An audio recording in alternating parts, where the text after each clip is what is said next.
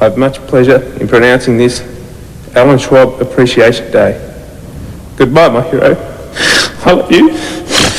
A son's tribute amid the anguish for Alan Schwab. First at 5, the final farewell.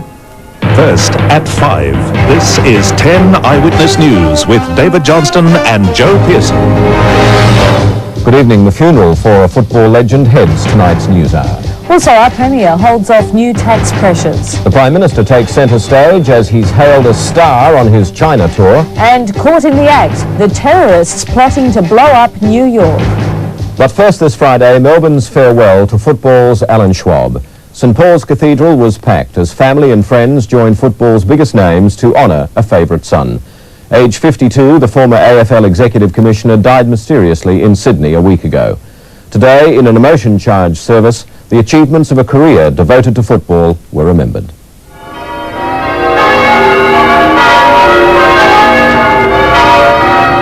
They came to pay their last respects, the famous and the not-so-famous, the legends of football, family and friends, people whose life had been touched by Alan Schwab. His widow Lynn and the immediate family bore their grief, although at times it became too much for his younger son Brendan. After the initial prayers, the congregation was reminded of Alan Schwab's special contribution. He was a football missionary, and in those qualities of single-mindedness and vision, he shared with another great missionary, St Paul. And like St Paul and the rest of us, he wasn't perfect. Then there were the personal tributes. The president of North Melbourne Football Club, Ron Casey, outlined a long list of accomplishments. As an administrator, a premiership at St Kilda, followed by 3 more at Richmond, a lifetime devotion to sport in the Australian Football League. And from a personal friend, a lighter touch. He hated losing. Even in leisure he hated losing. He always cheated at cards. He'd tip the Monopoly set over if he was losing. If the kids got him out in cricket, he'd refuse to go out. Son Cameron, now Richmond General Manager, spoke of a hero with human frailties. On behalf of the family, friends and colleagues, I have much pleasure in pronouncing this Alan Schwab Appreciation Day.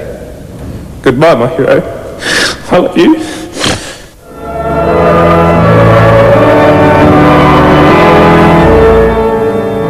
And as the pallbearers, led by Kevin Sheedy, began their long walk down the aisle, the service was reminded of one of Alan Schwab's favourite quotations, first uttered by one of his heroes, the late Robert Kennedy.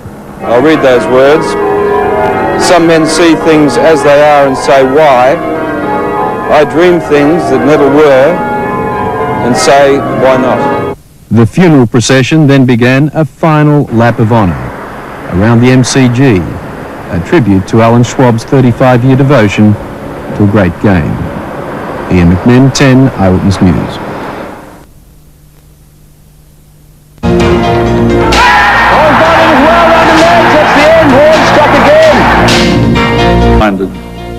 He was a football missionary.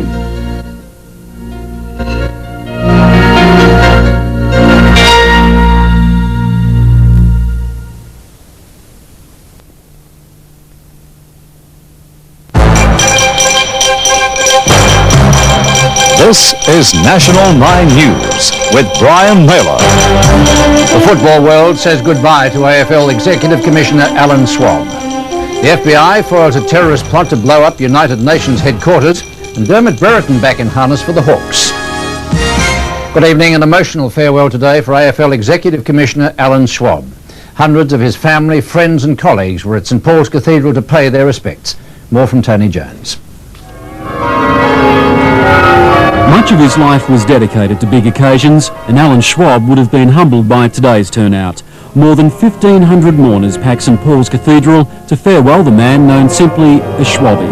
With his coffin draped by Richmond's 1973 premiership flag, former Tiger and Schwab's closest friend Barry Cameron was among those to pay tribute. One of his all-time favourite songs in Richmond's glory days was Ross D. Wiley's Here Comes a Star. You're the idol of all the world, step aside, here comes a star. Well, the new star shines brightly in here today. He's my idol. We'll miss you, old pal. And in another emotional farewell, Schwab's 2 sons, Cameron and Brendan, spoke of not only losing a father, but a hero. He wasn't my hero because of his outstanding intellect or his work ethic, which are just two of his many qualities. He was my hero because of the enormous human respect people had for him. Genuine people who genuinely cared. Excuse me for this, but I always called him Dad, never Alan or Swabby, because I always felt privileged to be a member of that small yet beautiful class of persons, fortunate enough to be able to call him Dad. Alan Schwab's football family could be counted in the hundreds. Ch10 and Mel Brown were a part of it. Today, they were Schwab's pallbearers. Players and coaches from each AFL club formed a guard of honour outside the church. Schwab's widow Lynn was comforted by league boss Ross Oakley. A police escort then led the cortege through city streets and onto Springvale Crematorium for a private service. And when that sound erupts on that last day in September, I, for one, will remember Alan Schwab's 35 years of service and his contribution of a rare talent to our great Australian game. He will be missed by all of us. And that's all our news for now. We'll have updates for you during the evening. Until I see you again, for now it's good night.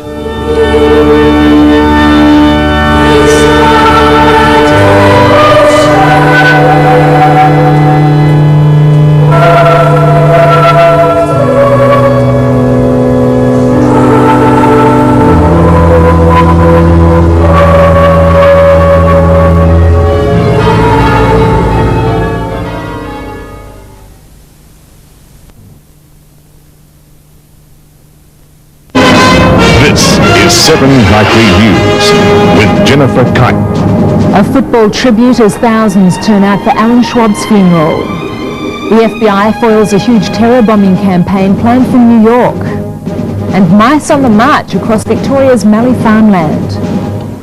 Good evening. Melbourne today mourned Alan Schwab, the man who dedicated his life to our national game. About 2,000 people crowded into St Paul's Cathedral for a last tribute to the former AFL Executive Commissioner who died in Sydney a week ago. Jim Wilson with this report. As a tribute to the man, they came in their hundreds to say goodbye to Alan Schwab, the administrator, the family man and the friend. Players and officials from all 15 clubs, premiers past and present, and other sporting identities attended the hour-long service to remember one of football's most respected men. Inside, the AFL flag was draped over Schwab's coffin.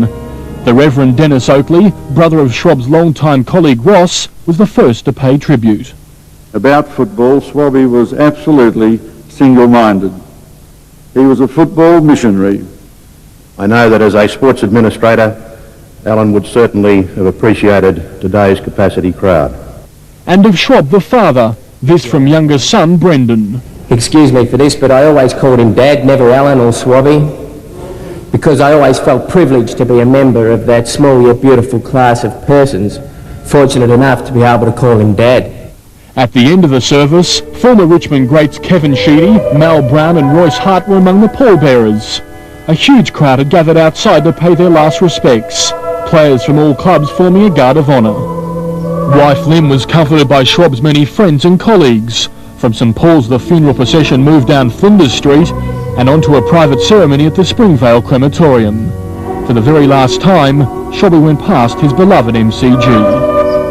On behalf of the family, friends and colleagues, I have much pleasure in pronouncing this Alan Schwab Appreciation Day.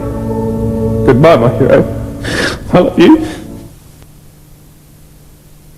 From all of us in the news team, have a great weekend and good night.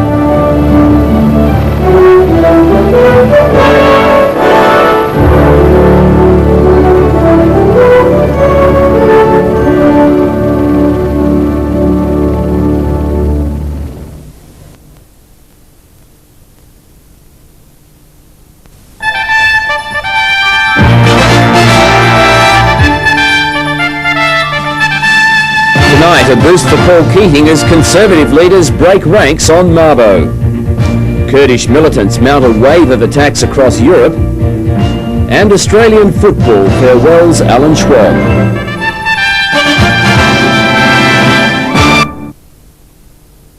more than 1,500 people packed St Paul's Cathedral today for Mr Schwab's funeral. As Mary Gearan reports, his family and football colleagues gave moving tributes to his contributions beyond the AFL.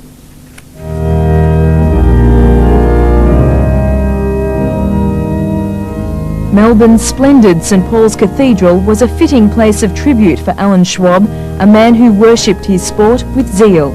He was a football missionary, and in those qualities of single-mindedness and vision, he shared with another great missionary, St Paul. Mr Schwab's coffin was draped in a banner from the Richmond club's historic 1973 premierships, but the spectrum of well-known faces who came to pay respect extended beyond football. His son Cameron, Richmond's general manager, acknowledged the many emotional tributes his father had received. But the people did not pen the tributes with such obvious passion and respect because Alan was a visionary or an architect of change. It was because he was a good person to be with. People liked him, they loved him, they adored him, idolised him. While he was instrumental in constructing a national competition and reforming player rules, Mr Schwab's total devotion to the game was recognised. His real admiration of the athletes who played the game, his enjoyment of the company of football people, and his enthusiasm for the future of the game. The cortege slowed for a procession of honour past the MCG, possibly the best physical symbol of Mr Schwab's generous love for the game. His love reached out. It reached out to the young players and administrators in the tentative and formative stages of their careers. His love reached out to the people in the background, to the stars in the limelight, to the also-rans. His love reached out to those in the crowd. It reached out to us all.